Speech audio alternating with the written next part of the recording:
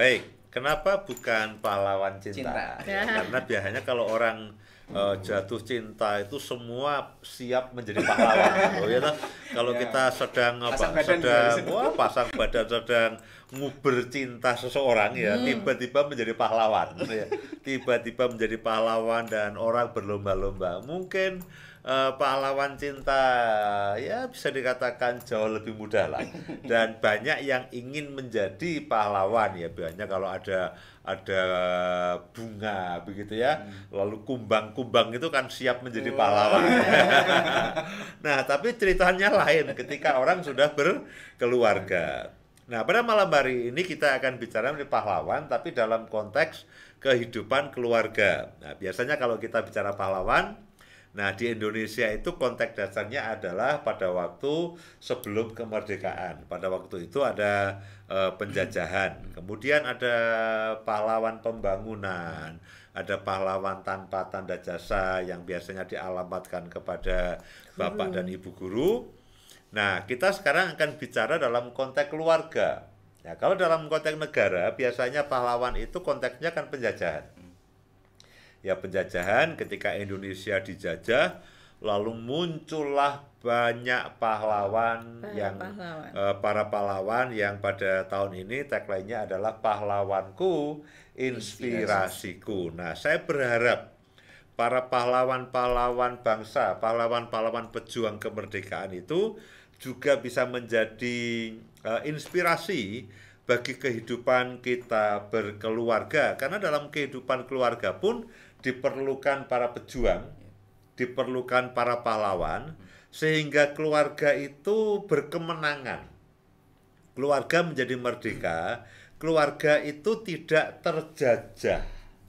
Seperti tadi yang saya katakan, konteksnya pahlawan dalam Indonesia, negara Indonesia, itu karena dulu dijajah, lalu muncullah banyak pahlawan.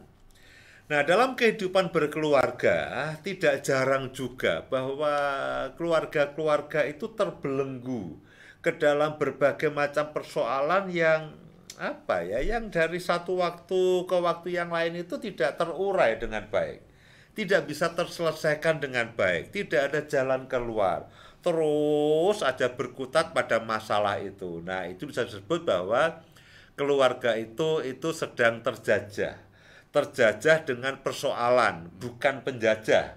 Ya, yang menjajah bukan keluarga yang lain atau pihak yang lain, itu tidak. Kalau dalam konteks negara kan ada negara yang lain yang menjajah negara yang lain. Nah, dalam kehidupan berumah tangga, acap kali bahwa yang menjajah itu bukan keluarga lain, bukan orang lain, tapi berbagai macam persoalan yang lalu tidak menjadi terurai masalahnya. Dari waktu ke waktu, dari bulan ke bulan, dari tahun pertama, tahun kedua, tahun kelima, tahun ke-10 dalam kehidupan keluarga, masalah yang sama terulang terus-menerus dengan topik yang mirip-mirip, yang tidak jauh beda. Nah, itu yang saya sebut keluarga yang terjajah. Bukan terjajah oleh penjajah, tapi terjajah oleh berbagai macam konflik yang itu saja.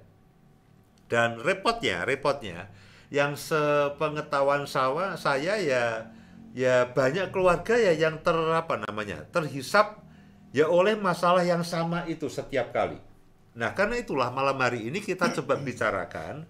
Saya berharap ini akan menolong setiap keluarga yang ada menjadi sadar, iya ya, kita ini sejak dari awal sampai akhir penyebab masalahnya, penyebab konfliknya ya itu saja. Loh, sampai kapan kita bisa berkemenangan, atau kita bisa menemukan solusi, atau kita bisa merdeka dari masalah itu, kalau setiap kali sebetulnya masalahnya sama. Nah, sebetulnya kan justru karena masalahnya sama, kalau kita sadar, kita bisa mencari solusinya.